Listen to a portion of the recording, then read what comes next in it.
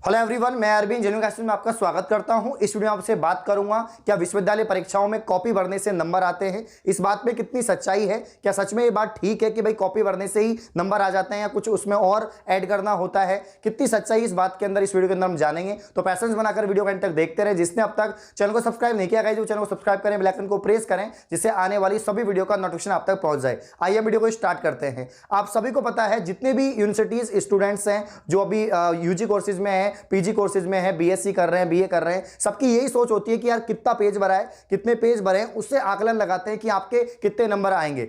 जब आप exam centre से बाहर निकलते हैं तो आपसे यही पूछा जाता है, आपसे ये नहीं पूछा जाता आपने कितना अटेम्प्ट किया है, कैसा आपका पेपर गया है, आपसे ये पूछा जाता है भाई कितने पेज भरे।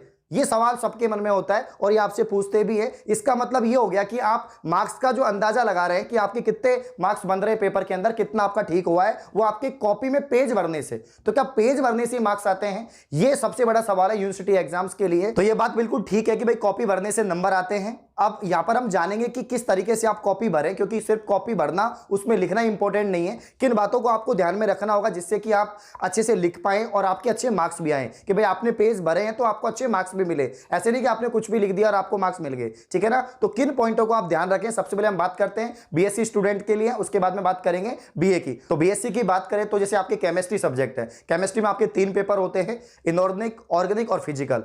अगर हम इनऑर्गेनिक और फिजिकल की बात करें तो इसमें आप ज्यादा से ज्यादा पेज भर सकते हैं। यूनिवर्सिटी एग्जाम्स की अगर हम बात करें तो आपकी कॉपी में लगभग 34 या 35 पेज होते हैं, तो लगभग 30 पेज आप भर सकते हैं केमिस्ट्री के अंदर, पहले पेपर में भी, दूसरे पेपर में भी। क्योंकि आप सभी को पता है कि इनऑर्गेनिक में जो है काफी मतलब थ्योरी वाले क्वेश्चंस आते हैं जो आप कर सकते हैं। और आप सभी को पता है कि यूनिवर्सिटी एग्जाम्स में आपको 10 क्वेश्चन मिलते हैं, 10 में से आपको 5 क्वेश्चन करने होते हैं, यानी प्रत्येक यूनिट में से आपको एक एक क्वेश्चन करना होता है। और वो एक एक क्वेश्चन आपके 6 नंबर का, 7 नंबर का, यानी जो हम निबंधात्मक क्वेश्चन बोलते हैं वो आपका होता है। लेकिन ऐसे नहीं कि वो एक ही क्वेश्चन आता है, उसमें 3-4 टुकड़े होते हैं और उसी हिसाब से आपको लिखना होता है। तो पहली बात तो आपको ज्यादा से ज्यादा यहां पर अच्छे से लिखना है। और दूसरी बात, जितना ज्यादा आप लेंथी कर सकते हो, बड़ा चढ़ाकर लिख सकते हो, उसको उतना आपको लिखना है। जैसे कि कोई भी क्वेश्चन आया, मान लीजिए कोई रिएक्शन आपके पूछ ली या डेफिनेशन पूछ ली, तो जैसे कि आपसे पूछा उत्क्रमणीय अभिक्रिया क्या होती है, इसको परिभाषित करो, इसके एग्जाम्पल दीजिए और समझाइए। ये बड़ा सा एक लाइन वाला क्वेश्चन आ गया, तो इसमें आपको टुकड़ों में, 3 टुकड़ों में बांट लीजिए कि उत्क्रमणीय अभिक्रिया किसे कहते हैं, उसकी डेफिनेशन हो गई।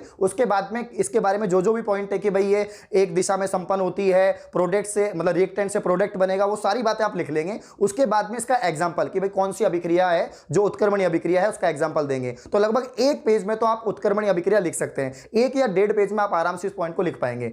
तो जैसे कि कोई एक बड़ा सवाल आ रहा है, उसको आप आराम से 3 या 4 पेज में आराम से कर सकते हैं। और ऐसा अगर आपने 5 क्वेश्चन में किया तो इजीली आपके जो है ज्यादा से ज्यादा पेज भर जाएंगे। तो इनऑर्गेनिक के अंदर और इसके अलावा जो है आप फिजिकल के अंदर, क्योंकि फिजिकल में आपके जो है काफी ज्यादा डेफिनेशन होती हैं और डायग्राम्स भी पूछ लिए जाते हैं। आपको पता है फिजिकल में डायग्राम्स भी आ जाते हैं, क्योंकि काफी सारे चैप्टर ऐसे हैं जैसे सॉलिड स्टेट हो गया है, सॉल्यूशन हो गया है, इन चैप्टर्स में जो है डायग्राम होते हैं। तो जितना ज्यादा बड़ा चढ़ाकर लिख सकते हैं। मान लीजिए कोई डायग्राम आ गया तो उसको तो एक पेज में बनाओ। डायग्राम तो आपको एक पेज में बनाना है, चाहे छोटा हो चाहे बड़ा हो, क्योंकि एक पेज तो आपका आएगा, उसको नामांकित कर दो तो थोड़ा ऐसा लगना चाहिए कि खाली जगह नहीं है, पूरा पेज भर गया।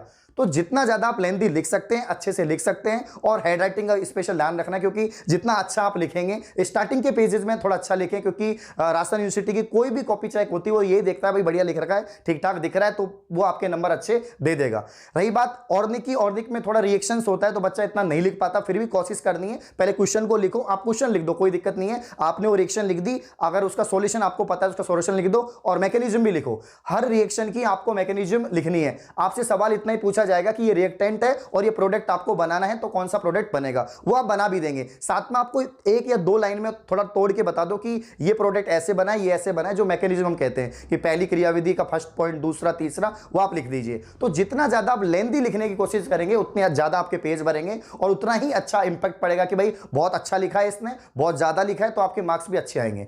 फिजिक्स और मैथमेटिक्स की बात करें, मैथ्स में भी बहुत चांस है, आप काफी ज्यादा भर सकते हो मैथ्स के अंदर, क्योंकि प्रमेय होती हैं, बड़ी बड़ी प्रमेय होती होती हैं और बहुत सारे बड़े बड़े क्वेश्चंस होते हैं, एक एक क्वेश्चन का सॉल्यूशन 1.5 या 2 पेज में 3 पेज तक पहुंच जाता है, तो आप कर सकते हैं। ठीक है, तो मैथ्स में भी कॉपी भर सकते हैं। तो भाई हम फिजिक्स की बात करें तो फिजिक्स में आप एक डेरिवेशन के लिए 3 से 4 पेज, क्योंकि काफी बड़ी बड़ी यहां पर जो है आपकी डेरिवेशंस होती हैं। वही न्यूमेरिकल्स की बात करें तो वही 3 से 4 पेज आप न्यूमेरिकल के लिए भर सकते हैं। ठीक है, तो फिजिक्स में, केमिस्ट्री के अंदर और मैथमेटिक्स के अंदर कॉपी भर सकते हो अगर आपको अच्छे से आता है। अगर आप पढ़ के गए हैं, आपको 5 यूनिट के बारे में पता है, तो प्रत्येक यूनिट के प्रत्येक क्वेश्चन को आप अच्छे से लेंथी रूप में आप लिख सकते हो, बड़ा करके उसको लिख सकते हो, जिससे कोई दिक्कत नहीं हो और आपको पूरे मार्क्स मिले कि भाई आपने पूरी कॉपी भरी है, अच्छे से आपने लिखा है। थोड़ा हैंड राइटिंग का ध्यान रखना, और इसके अलावा जो है आप ब्लैक पेन यूज कर सकते हैं हेडिंग के लिए। थोड़ा स्पेस का भी ध्यान रखना, ऐसे नहीं कि भाई पहला क्वेश्चन कर दिया उसके नीचे दूसरा चेप दिया, ऐसे नहीं। थोड़ा गैप का ध्यान रखना कि लगभग अगर आपने एक पूरा क्वेश्चन किया है तो उसके बाद में 1 या 2 लाइन का गैप होना चाहिए, उसके बाद फिर अगला क्वेश्चन लिखो। काफी बार क्या होता है कि जैसे आपने क्वेश्चन किया, उसका आंसर आपने लिख दिया और पेज में 4 या 5 लाइन बच गई है, मतलब वो रह गई शेष। ठीक है ना, आप सोच रहे हो कि यार अगला क्वेश्चन भी मैं यहीं से स्टार्ट कर दूं, नहीं करना है, अगले पेज से करो। काफी बड़ी कॉपी है, काफी ज्यादा पेज है, क्या दिक्कत है, आप नेक्स्ट पेज से करो और अच्छे से लिखो उसको। यूनिट वगैरह का ध्यान रखना है। काफी बच्चे क्या करते हैं, पहले पहला क्वेश्चन कर देते हैं, पता नहीं कौन सी यूनिट का है, उसके बाद दूसरा कर देते हैं, मतलब मिक्स कर देते हैं, तो दिमाग चकरा जाता है एग्जामिनर का, भाई कौन सी यूनिट का कौन सा क्वेश्चन है, किसका आंसर है। तो आपको बिल्कुल ये चीज का ध्यान रखना है कि भाई पहली यूनिट है, आपको जो सबसे अच्छे से आ रहा है, पहले उस क्वेश्चन को लो, उसकी यूनिट लिखो, उसका नंबर लिखो, कौन से नंबर का प्रश्न है, फिर उसका सॉल्यूशन लिखो। ये आपको ध्यान रखना है। ठीक है, वही बात करें बॉटनी जूलॉजी, तो भाई बॉटनी जूलॉजी में तो आप जितना लिख सकते हो उतना आपको लिखना है। बट बॉटनी जूलॉजी में क्या होता है, पहला क्वेश्चन में लगभग 10 या 12 क्वेश्चन एक एक नंबर के आते हैं, उसका ध्यान रखना। अगर वो आपको पूरा आता है ना कंप्लीट, कि भाई मेरे को 10 के 10 क्वेश्चन आते हैं, 12 के 12 आते हैं, तो आप स्टार्टिंग में कर लेना, नहीं तो पहले बड़े क्वेश्चन करना और लास्ट में छोटे क्वेश्चन वाला करना। क्योंकि काफी बार क्या होता है, बच्चों को कंप्लीट नहीं आता है, तो आप ऐसे मत करना कि 6 आपने कर दिए, 6 बाद में करेंगे, और हम क्या करते हैं, लाइन छोड़ देते हैं कि भाई ये हम बाद में करेंगे, फिर बाद में कर भी नहीं पाते हैं। ठीक है ना, वो रह जाता है या 1-2 ही कर पाते हैं, तो पूरा वो प्रेजेंटेशन बिगड़ जाता है। तो आपको क्या करना है, पहले बड़े क्वेश्चंस करने जो आपको अच्छे से आ रहे हैं, जिससे कि आपका प्रेजेंटेशन अच्छे से होगा। और स्टार्टिंग में गलती मत करना है, स्टार्टिंग के 4 या 5 पेज आपको बहुत अच्छे से लिखना है, तो पहले वही क्वेश्चन लिखे जो आपको अच्छे से आ रहा है। यही बात हम कर सकते हैं बीए के अंदर भी। जो आर्ट्स वाली सब्जेक्ट है आपके, हिस्ट्री, पॉलिटिकल, ज्योग्राफी, इकोनॉमिक्स, इनकी अगर हम बात करें तो आप सभी को पता है इनमें लिखने के लिए बहुत कुछ है, लेकिन बच्चे क्या करते हैं, सब कुछ तो याद रहता नहीं है। आप सभी को पता है एक क्वेश्चन 3-3, 4-4 पेज का होता है, तो पूरी बातें तो याद रहेंगी नहीं। तो आप पॉइंट्स याद करके जाइए कि भाई इस क्वेश्चन के 4 पॉइंट है या 5 पॉइंट है, बड़े बड़े पॉइंट्स आप याद करके जाइए, और पॉइंट वाइज अगर आप लिखने की कोशिश करेंगे तो आपके अच्छे मार्क्स आएंगे। अब आप बोलोगे सर ये क्या बता रहे हो, तो हमें पता है पॉइंटों में लिखेंगे तो अच्छे मार्क्स आएंगे, लेकिन क्या होता है हम भूल जाते हैं। मैं ये बताना चाह रहा हूं कि एक बड़ा क्वेश्चन आप याद नहीं रख पाओगे, आप स्टोरी के रूप में उसको याद करोगे तो भी कोई चीजें रह जाती हैं। तो आप पॉइंट्स बनाकर याद करो उसको, और फिर वैसे ही आपको लिखना है, पॉइंट्सों में ही आपको लिखना है, जिससे कि अच्छा प्रेजेंटेशन हो और आप अच्छा लिख पाए। तो वहीं बीए स्टूडेंट्स की हम बात करें तो मैं आपको यही कहना चाहूंगा, जितने भी पेज हैं कॉपी के अंदर कंप्लीट लिखो, जितना लिख सकते हो उतना आपको लिखना है, और मतलब अच्छे से लिखो, थोड़ा बढ़िया